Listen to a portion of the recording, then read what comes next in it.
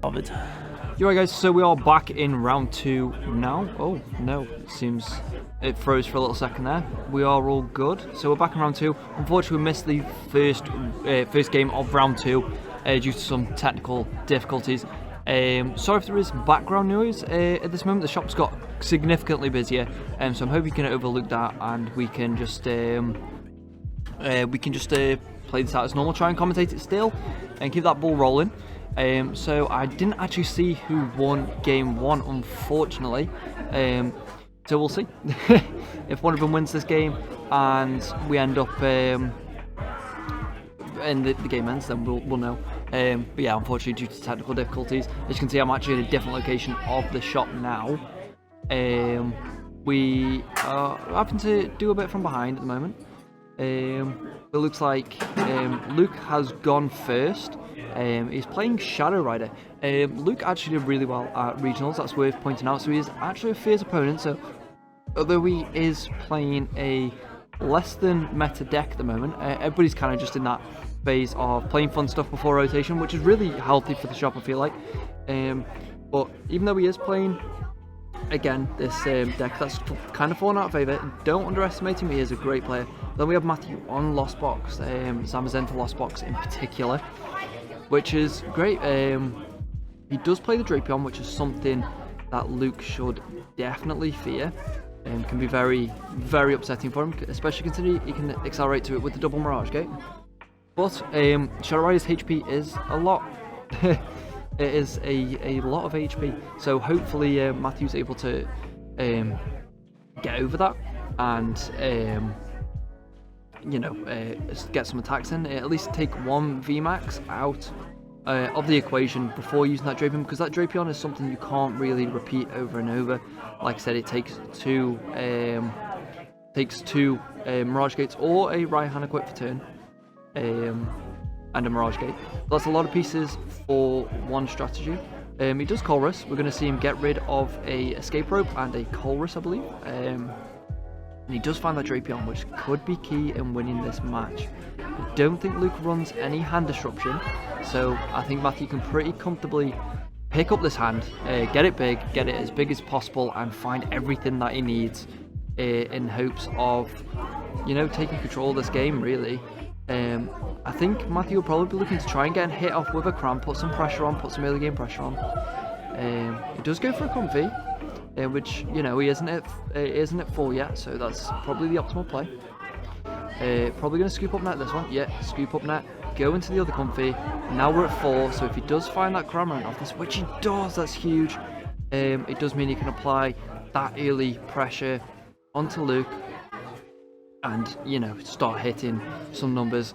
Making sure that Luke never really relaxes on this deck, because obviously Shadow Rider can very easily get to the point where it's one hitting everything on a Lost Box, in a Lost Box deck, just because its damage is as high as energy count in your deck, essentially. But yeah, he is going to hit for 110. We're passing it over to Luke. Luke seems to be taking it a bit slower right now. Don't really know what's going on too much. Okay, we do see him evolve into the VMax. That gives it that little bit of extra chonk. So it means one more Cramorant hit isn't going to take it out of the run-ins. We will equip to the one on the bench, probably hoping to get that one set up and get the damage one out of the active. We are going to see a Marnie, which is huge because we did see that Drapion in Matthew's hand. He's definitely going to be upset about losing that, but he's got to find a way to shuffle it and then hopefully redraw into it. We're going to see a Capturing Aroma used. Flips heads on it. And I forget which way Capturing Aroma is. So, unfortunately, I'm not able to tell you what he's going to grab. Okay, he rolls a evens on it. He's going to get an evolution, so he's going to get the Shadow Rider VMax, which will mean that he can start getting the ball rolling, get some energies down, and start steamrolling with this VMax.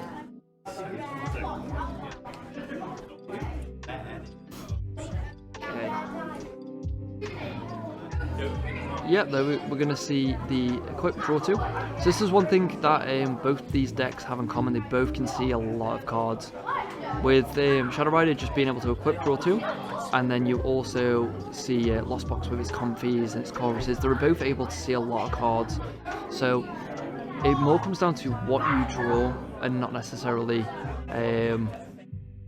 searching for the cards. They can both dig.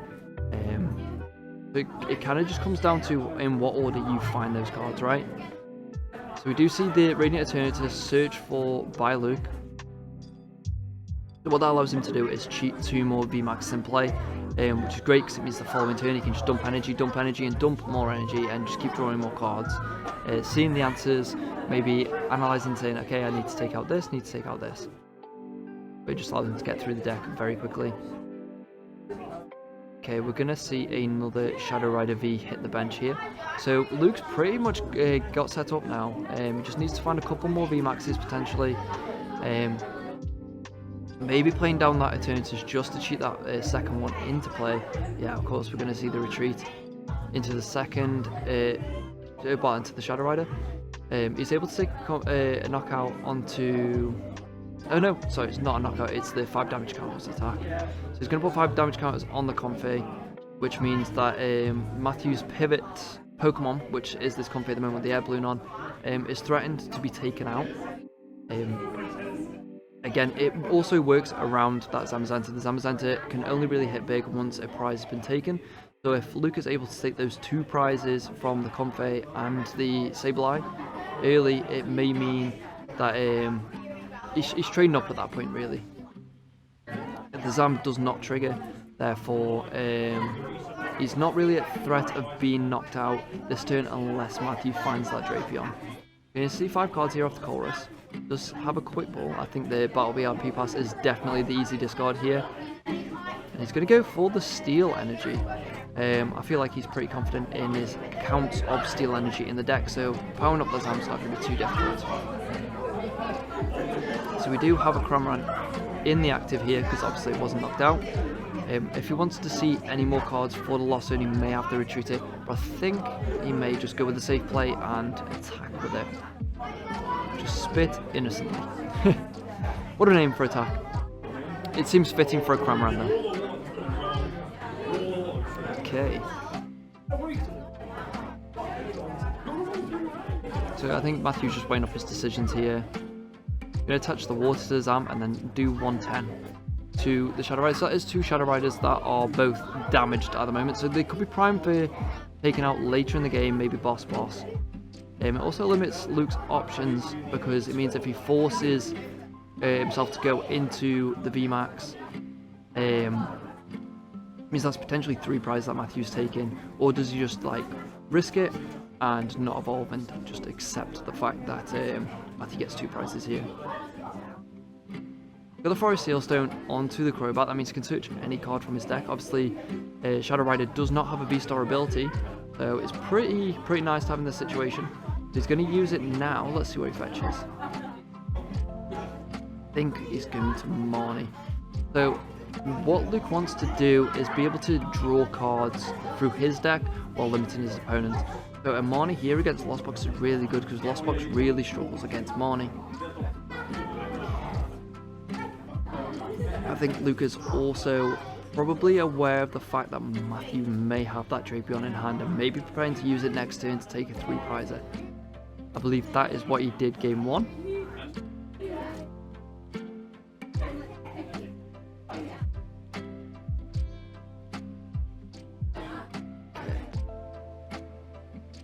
Nothing too much happening at the moment, just a shuffle. Offering the cut as all players should. There's a second VMax down now, I believe, and he's going to Marnie. Just that 1 card going to the bottom. It's pretty good. He was able to play out his hand before playing that Marnie down. Limits Matthew's hand again. He did find the Drapion off that Marnie though. That could be huge if he's able to find the Mirage Gate. Okay, again we're going to see the ability of Shadow Rider activated to equip an energy and draw 2 cards. I think this is the route that we're going to see Luke go down, right? He's going to keep attaching to these Shadow Riders and just keep making it really difficult for Matthew. A quick read of the Zam just to make sure. And that is, the answer is yes. He takes a knockout this turn. that V will get knocked out as a crackback. So Luke's got to play this very carefully to ensure that he doesn't allow Matthew to get a return KO on a V, because that sets him up for very nice price raise, considering 2 of the VMaxes are already damaged. Again, he's going to go with the 5 damage counters onto those 2 to knock them out. That is 2 prizes, which is huge for Luke in this situation. It's very hard for Matthew to trade up at this point, especially after that Marnie. You know, taking 2 prizes against Lost Box really puts them on a time, and they never really want you to take those 2 prizes. But we do actually see the Luminion on the bench. I forgot to note down that it was played, so it is unfortunately going to have to be an Aqua return to try and deny those 2 prizes. But he goes for the spit innocently, maybe just banking on the fact that Luke may not have the boss. Because right now that would be devastating. It would put Luke down to 2 prizes.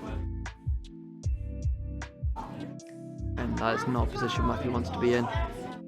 2 prizes against Lost Box when he's only taking 2 is not ideal. But there's still life in this game. Like I say, that Drapion is always looming over Luke's head, and with the double Mirage Gate, it can be set up in 1 turn, so it's very scary. And then the constant hits from Cram for 1 turn are also very scary. Okay, the World Door activated again. Just building up that energy, building up the amount of damage that your Shadow Riders can do is kind of important in this deck. So it is no shock the amount of energies we're seeing in play for Luke at the moment.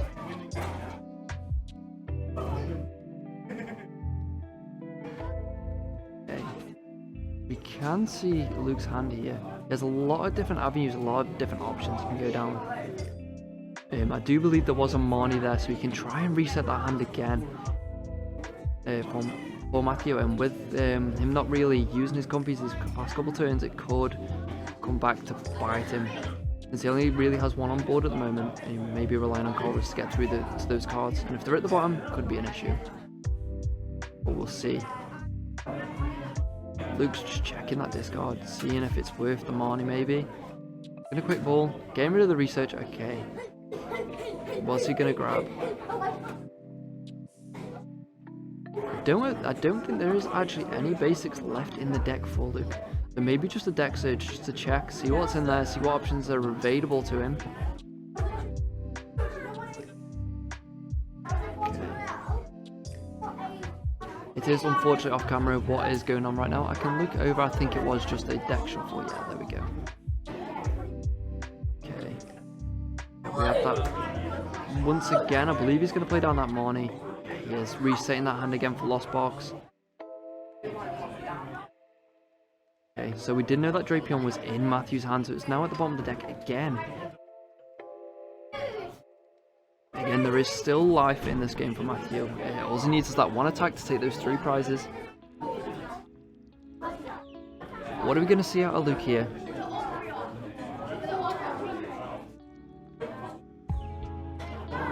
As you can probably tell by the background noise, it's a very busy day at Manaflux, something we always like to see.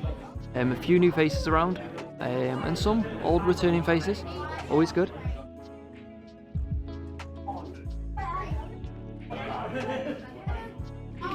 There is the attached draw too, again using that Underworld Door. That's why Marnie is so effective in Shadow Rider, because you run so many different energies that you're able to just accelerate over and over again, draw more cards, rebuild that hand up, always have a big hand to get every option that you need. I've just had indication that Jamie lost his game. Come and join me, Jamie. Oh, mate. Mate. You did Mew things. Mew did Mew things. What does that entail? Bricks. Bricks, okay. Well... But I was again, Trey. Yeah. Yeah, fair. That's... Well, we've been having some technical difficulties over in this corner. Oh, no. As you can tell, I've moved from there to there, back to here. Yeah. It seems wherever I go, at the moment, just having issues. But this seems to be the home now. What sort of issues are you struggling with? Backdrop. Oh, mate. They're brilliant, they are. So unfortunately the microphone wasn't working there, and we didn't have an outlet for the charger. So I wasn't able to charge. We don't want it dying. No, no. But we still managed to get the game. Yeah. It's not got commentary, but we got the game, so it's still be in the video. You can just... Oh, okay, we've seen the Articuno come out from Luke. If you don't know, you can drop it and drop it with 2 energy, and then just start a quick for turn, or maybe an Underworld Door to it, allows it to attack for that turn. It helps him trade really well here, just to offset Matthew's prize trade a little bit. Oh, he's going to snipe the Comfy on the bench. Wow. That is pretty much eliminating Matthew's draw. This is what I was saying about Luke, like, he may be playing a suboptimal deck right now, like, it may not be in the meta, but he is a great player. Just limiting Matthew's hand size constantly and just picking apart his draw engine. Matthew, it really doesn't have a lot to work with here, but, you know, like I say, he only requires that 1 lucky Drapion after knocking out one of the VMaxes, and there are already 2 of them, sorry, only 1 now hurt. Is he playing Drapion? He is, I believe he used it against him game 1, double Mirage get to him. I think that's the scoop we're going to see from Matthew. That is very unfortunate, but it just shows the power of Marnie and then being able to rebuild that hand back up with the Shadow Rider Underworld Door.